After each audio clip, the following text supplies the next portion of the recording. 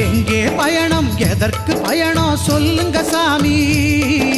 சபரிமலைக்கு புனித பயணம் போறோம் சாமி எங்கே பயணம் எதற்கு பயணம் சொல்லுங்க சாமி சபரிமலைக்கு புனித பயணம் போறோம் சாமி யாரை காண சொல்லுங்க சாமி ஹரிஹர புத்திரன் ஐயனை